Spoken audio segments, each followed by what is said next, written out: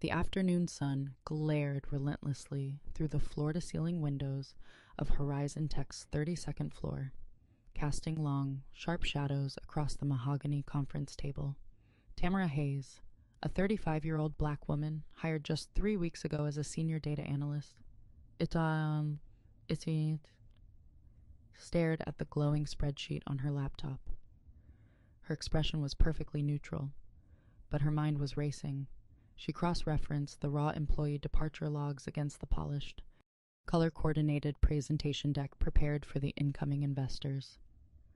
The numbers were not just slightly off. They were a meticulously orchestrated lie. Beside her, Sarah Jenkins, her direct manager, reviewed the slides with a practiced, nervous efficiency. Sarah was a good manager, thoroughly competent, but fundamentally terrified of the executive suite. The quarterly retention rate is sitting at a healthy 87%. Sarah murmured, checking off a box on her digital notepad. Tamara stopped typing. She slowly turned her screen so Sarah could see the unedited raw data. It's not 87, Sarah, Tamara said, her voice low, measured, and impossible to ignore. I pulled the termination logs from the warehouse, customer support, and fulfillment divisions. 43 entry-level employees were quietly let go over the last 90 days under the guise of workforce optimization. If you include them, which standard GAAP and honest business practices dictate, the actual retention rate plummets to 71%. That is a massive operational hemorrhage. Sarah's face drained of color. She looked around the bustling open-plan perimeter before leaning in. Tamara, you can't bring that up. Richard approved this deck personally. Those exclusions were mandated from the top to ensure the Series B recapitalization goes smoothly. Tamara's posture remained perfectly straight. A 15-point manipulation isn't an exclusion. Sarah, it's fraud. If we present this to the incoming private equity firm, we are legally liable for misrepresentation. Before Sarah could formulate a defense, the heavy glass doors of the conference room swung open.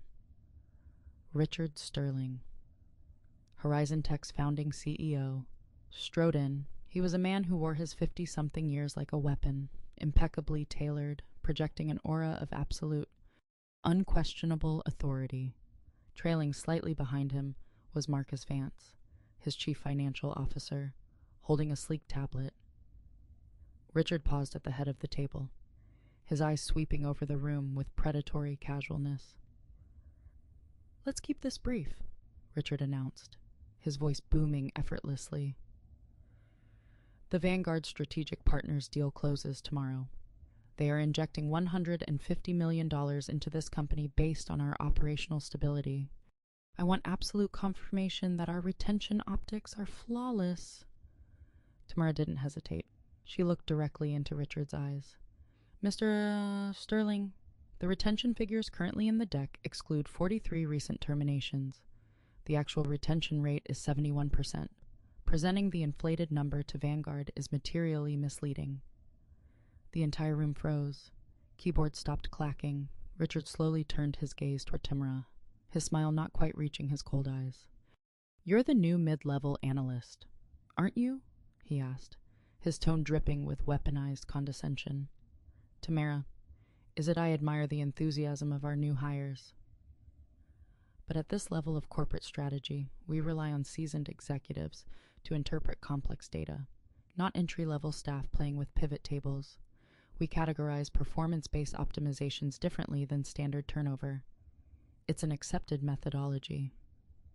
Tamara didn't blink. Firing 50 single mothers and warehouse workers to artificially inflate a metric right before an acquisition isn't a methodology. It's a deliberate concealment of operational failure. Marcus shifted uncomfortably, recognizing the danger of the phrase deliberate concealment being spoken aloud. Richard's patronizing smile vanished completely. The mask dropped. "I don't know how things were run at whatever mid-tier firm you transferred from," Richard said, stepping closer to her chair, using his height to intimidate. "But here at Horizon, We value loyalty and alignment. You are openly second-guessing my directives in front of my team. That isn't just naive, it's insubordinate. Tamara calmly closed her laptop. My loyalty is to the accuracy of the data. Mr. Sterling, I cannot put my name on a fraudulent report. Richard stared at her for 5 agonizing seconds. He was not used to being challenged, let alone by a black woman who had been on his payroll for less than a month. You won't have to put your name on anything ever again, Richard snapped, turning his back to her. You're fired, effective immediately. Pack your desk and have security escort you out before you embarrass yourself further. The silence in the executive suite was deafening as Tamara calmly packed her limited belongings into a small cardboard box. She had brought very little to Horizon Tech: a notebook, a heavy silver pen, and her personal tablet. She moved with a deliberate, unhurried grace that seemed to deeply irritate Richard, who stood near the doorway with Marcus, arms crossed, watching her every move to ensure she didn't access any proprietary systems. Sarah watched from her cubicle, her eyes wide with a mixture of guilt and helpless sympathy, but she remained silent, terrified for her own livelihood. Richard leaned toward Marcus, lowering his voice just enough to maintain plausible deniability, yet loud enough for Tamara to hear. This is exactly why I pushed back against HR's aggressive diversity hiring initiatives, Richard muttered bitterly. They bring in these people who think they have something to prove, completely lacking respect for the corporate hierarchy. They get a little bit of data access and suddenly they think they're running the boardroom. Marcus chuckled nervously, eager to appease his boss. She didn't even last a month. I'll have Chloe from HR expedite the severance on the condition of a strict non-disclosure agreement. We can't have a disgruntled ex-employee trying to sabotage the Vanguard deal with noise. Tamara picked up her box. She didn't look angry. She looked profoundly disappointed. She walked past the 2 executives, her heels clicking rhythmically against the polished hardwood floor of the corridor. She didn't offer a dramatic exit speech or a threat. She simply walked toward the elevator bank, her face an unreadable mask of calm determination. Once the heavy silver doors of the elevator closed, isolating her from the executive floor, Tamara set the box on the floor. She reached into her tailored blazer, pulled out her encrypted smartphone, and bypassed the standard contacts, dialing a direct, unlisted number. It rang exactly twice. Diane, Tamara said, her voice dropping an octave into a tone of absolute command, stripped of the mild-mannered analyst persona she had worn for 3 weeks. Diane Powell, the independent chairwoman of Horizon Tech's board of directors, answered immediately. Tamara, I assume since you're calling on the encrypted line during business hours, the operational audit is complete. It is, Tamara replied coolly as the elevator descended. And the rot is exactly as deep as we suspected. Richard Sterling just terminated my employment for insubordination. He fired me because I refused to manually falsify the employee retention metrics in the final Vanguard presentation deck. He's intentionally hiding a massive operational bleed. There was a heavy pause on the line. Diane was a veteran of corporate warfare, a woman who had seen every trick in the book. But even she sounded taken aback. He fired you directly, without routing through HR protocol. Directly and publicly, Tamara confirmed. He also made sure to imply I was a diversity hire who couldn't understand complex business methodologies. He's preparing to present the fraudulent data to our acquisitions team tomorrow morning. I see, Diane said, her voice hardening into steel. The arrogance is almost impressive. What are your orders? Tamara watched the floor numbers tick down on the digital display. Lock down the building. I want Richard, Marcus, and the head of HR in the main boardroom in 15 minutes. Do not let them leave the premises. It is time to conclude the due diligence phase. Understood, Diane replied. I am convening the emergency protocol now. Tamara hung up just as the elevator pinged and opened into the grand marble lobby. She didn't walk toward the exit. Instead, she picked up her box, walked over to the lobby's private lounge area, sat down on a plush leather sofa, and waited. She knew it would only take a few minutes for the panic to set in upstairs. Upstairs, in the executive suite, Richard was pouring himself a glass of sparkling water, feeling the distinct rush of adrenaline that came with asserting dominance. He believed he had swiftly neutralized a minor threat.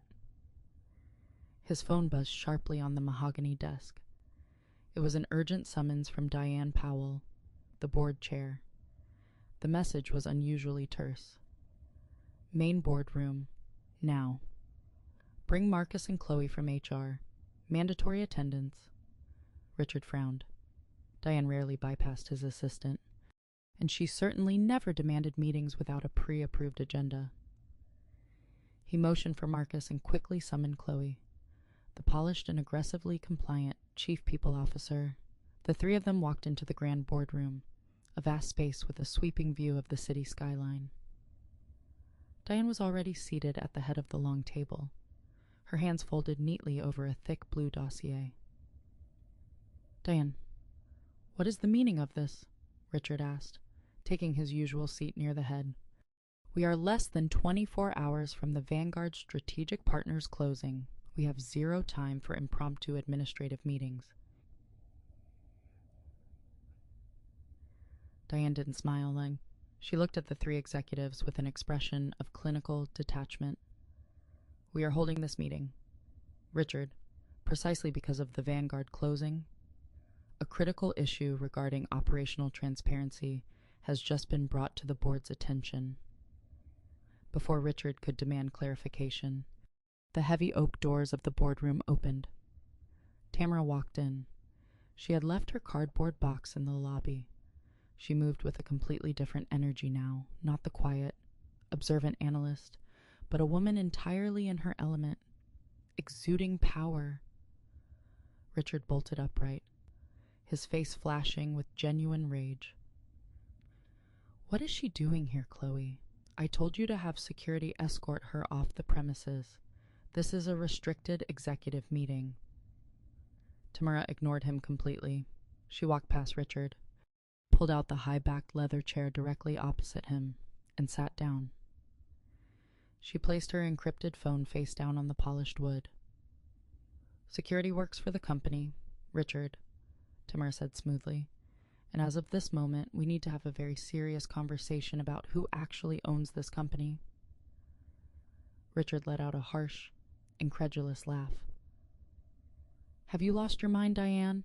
Why is a disgruntled, terminated junior analyst sitting at my board table?" Diane opened the blue dossier in front of her and slid a formal legal document across the table toward Richard. "Richard, allow me to formally introduce you to Tamara Hayes. She is not a junior analyst. She is the founder, CEO, and majority stakeholder of Vanguard Strategic Partners, the entity currently holding the $150 million lifeline that is keeping Horizon Tech from filing Chapter 11 bankruptcy." The silence that fell over the room was absolute, suffocating. An absolute. Richard stared at the document. It was the Vanguard executed agreement, clearly bearing Tamara's signature as the controlling principal. Marcus's jaw literally dropped, all the blood draining from his face as his eyes darted from the paper to Tamara. Chloe gripped the edge of the table, her knuckles turning white. The woman they had just fired mocked, and attempted to sweep under the rug was the billionaire investor they had been desperately courting for 6 months. This is impossible," Richard stammered, his mind violently rejecting the reality in front of him. "I've spoken to the Vanguard representatives. I've been in negotiations with their acquisition leads." "You've been in negotiations with my subordinates," Tamara corrected, leaning forward slightly, her gaze pinning him to his chair. "Because when my firm prepares to inject 9 figures into a struggling tech company, I do not rely on sanitized PowerPoint decks and carefully rehearsed management presentations. I conduct my own operational due diligence. I wanted to see how you run this company when you think the investors aren't looking. And what I found, Richard, was a culture of intimidation, data manipulation, and outright fraud." Marcus Vance was the first to recover from the paralyzing shock. His survival instinct kicked in, overriding his panic, He was a CFO who had built his career on finding legal loopholes, and his mind raced to find a way out of the trap Tamara had perfectly laid. "Wait a minute," Marcus said, his voice trembling slightly but gaining volume. "This is a violation of corporate ethics. You entered this company under false pretenses. You signed employment documents using a fabricated professional background. That constitutes bad faith. Under Delaware corporate law, a material misrepresentation by an investor during the due diligence phase can render the entire acquisition agreement null and void. We can sue Vanguard for deceptive practices." Richard seized on the lifeline Marcus threw him. His panic morphed back into indignation. "He's right," Richard barked, slamming his hand on the table. "You lied to us. You infiltrated my company like a corporate spy. You have no legal standing to judge our operations when your entire presence here is based on a fraudulent employment application. The board will invalidate the deal, and we will find alternative financing." Tamara didn't flinch. She looked at Marcus with a mixture of pity and amusement. "Marcus, before you try to play amateur general counsel, I suggest you consult the actual acquisition agreement. Section 4, paragraph B, the deep dive clause." Diane stepped in, pulling another document from her dossier. There was no deception. "Marcus, 3 weeks ago, the independent board of Horizon Tech passed a confidential resolution. We explicitly authorized the controlling principal of Vanguard Strategic Partners to conduct an on-site operational observation period under an assumed role. We approved her placement. She used her real name, her real social security number, and her real credentials. Your HR department simply failed to conduct a thorough background check because you mandated they rush the hiring process for the data team." Chloe physically shrank in her chair, realizing her department's oversight was now a matter of board record. "The board knew," Richard whispered, the profound betrayal echoing in his voice as he stared at Diane. "You let her spy on me. We let her observe the company she was buying," Diane corrected sharply. "And it is highly fortunate that we did." Tamara discovered that you ordered Marcus to alter the Q3 termination logs. Artificially inflating the retention rate by 15%. You then attempted to present those falsified numbers to Vanguard. When Tamara, acting as an employee, flagged the legal and ethical violation, you didn't investigate, you didn't double-check the math. You fired her on the spot to silence her. Richard's chest heaved. He realized the legal argument had collapsed. He was cornered. But he was a man who had never lost a corporate battle in his life. "The retention metric is interpretive," Richard argued desperately. "We excluded seasonal and probationary terminations. It's a standard smoothing technique to present a stable narrative to the market. You're trying to weaponize a minor accounting disagreement to orchestrate a hostile takeover." Tamara leaned back in her chair, steepling her fingers. "Richard, if it was standard, you wouldn't have threatened your data analyst for pointing it out. You fired me because I wouldn't help you lie to me. You fired your incoming majority shareholder. And now you are going to face the consequences of your toxic leadership." While the confrontation raged in the boardroom, Chloe's phone buzzed incessantly in her pocket. She discreetly pulled it out under the mahogany table. It was an automated alert from the HR management system. Chloe's eyes widened as she read the notification, desperate to protect herself and Richard. She had silently sent a frantic text to her deputy HR manager 10 minutes earlier, instructing them to backdate a disciplinary warning in Tamara's personnel file. The goal was to create a paper trail proving Tamara was fired for a history of bad attitude, not for discovering fraud. But the system alert indicated the file modification had been flagged. Downstairs on the analytics floor, Sarah Jenkins stared at her monitor in disbelief. As Tamara's direct supervisor, Sarah received automatic notifications whenever an employee under her purview had their record altered. She clicked the notification and watched in horror as a fabricated, verbal warning for combative behavior miraculously appeared in Tamara's file, supposedly dated 2 weeks ago. Sarah knew with absolute certainty that this conversation had never happened. She had written Tamara's 30-day review herself, grading her as exemplary. Sarah's hands shook. She knew the power Richard and Chloe wielded. If she stayed quiet, she kept her job, her stock options, and her safety. But if she spoke up, she would be placing herself directly in the crosshairs of a ruthless CEO. She thought about Tamara standing up to Richard, risking her job for the truth. Sarah took a deep breath, hit export to PDF to capture the digital timestamp proving the file was altered after Tamara's firing, and printed the documents. She marched to the elevator, her fear replaced by a cold, righteous anger.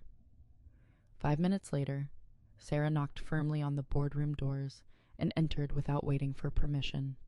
Richard glared at her. "Sarah, this is a closed session. Get out." Sarah ignored him. She walked directly to Diane and handed her the printed pages. "Chairwoman Powell, I am formally reporting a severe ethics violation by the HR department.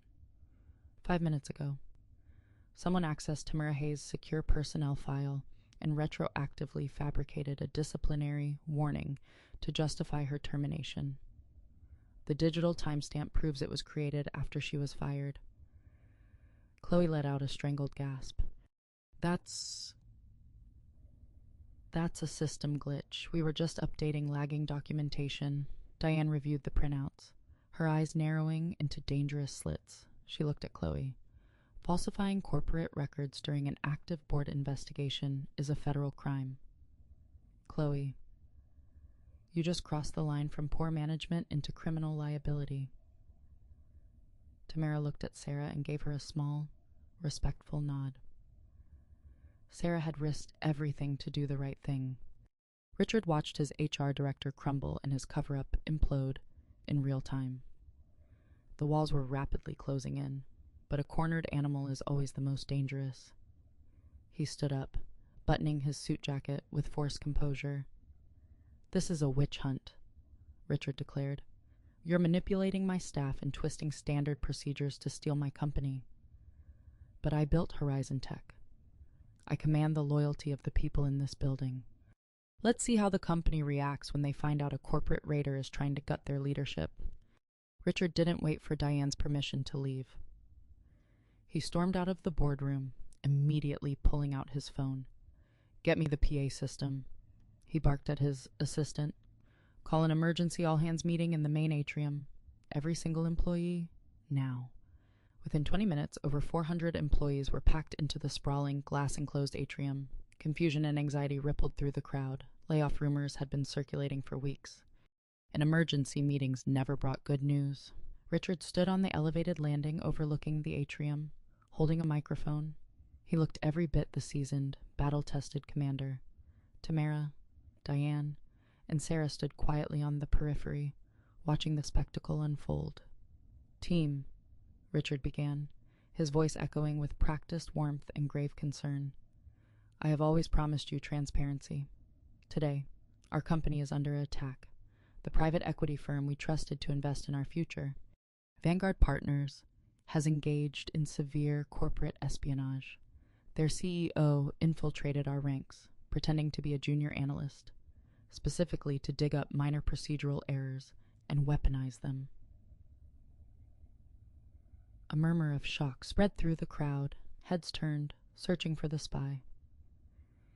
"She wants to invalidate our leadership," Richard continued, raising his voice to a passionate crescendo. "She wants to fire the executives who built this company, who sign your paychecks, who protected your jobs during the downturn. Vanguard isn't here to invest. They are corporate raiders. They want to decapitate management so they can strip this company for parts, outsource your jobs, and liquidate our assets. I fired her this morning to protect you. And now, she is trying to use the board to destroy me. I ask you to stand with me against this hostile takeover." The crowd grew tense. Fear is a potent motivator, and Richard played it perfectly. Employees exchanged worried glances, their livelihoods suddenly threatened by a faceless billionaire. Tamara stepped forward. She didn't have a microphone, but she didn't need one. She walked calmly up the central staircase, positioning herself directly across from Richard on the landing. The crowd parted instinctively, sensing the shift in gravity. "My name is Tamara Hayes," she said, projecting her voice clearly across the silent atrium. "I am the CEO of Vanguard Strategic Partners.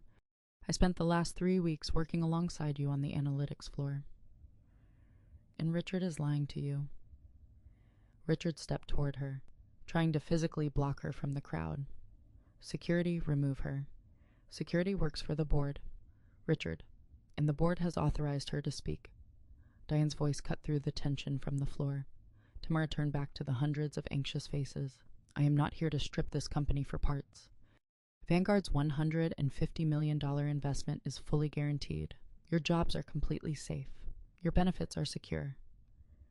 The only people losing their jobs today are the executives who fired 50 of your colleagues in the warehouse last month, hid those terminations to fake a success story, and then tried to fire me for refusing to participate in the cover-up.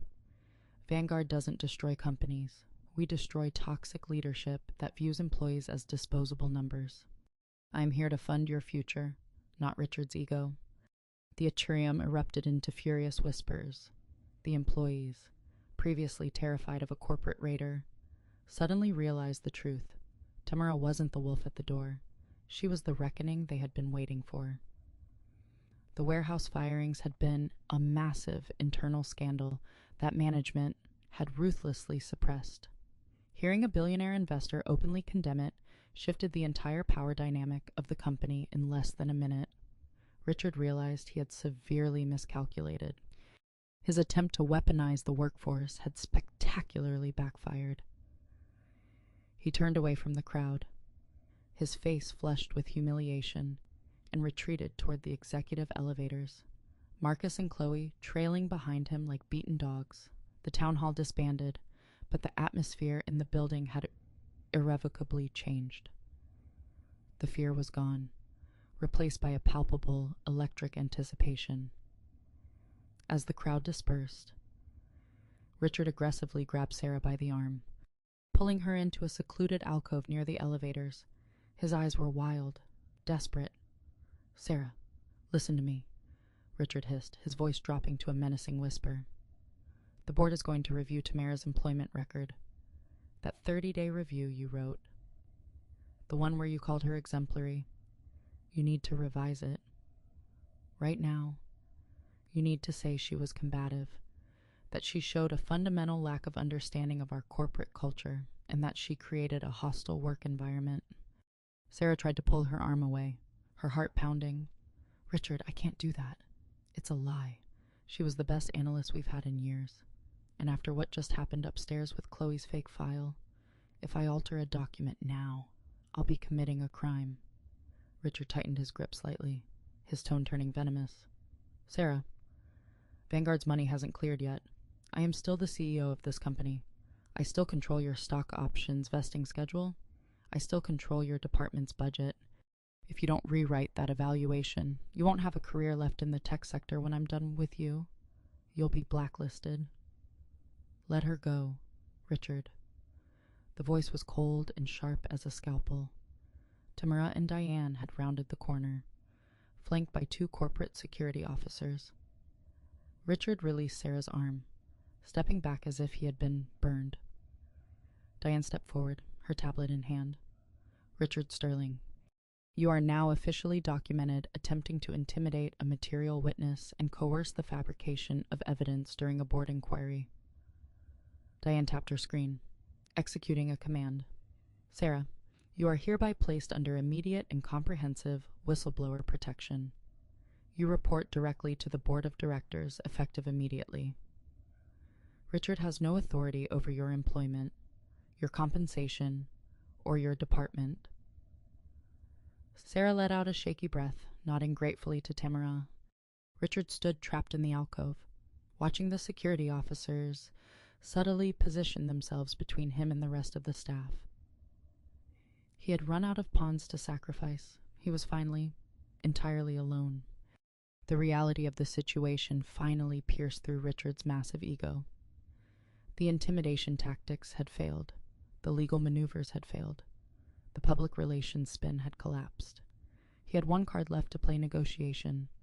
He gestured for Tamara to follow him into his private glass-walled office, effectively begging for a parley. Tamara obliged, walking into the opulent space and leaving the door open just enough so the security officers remained visible.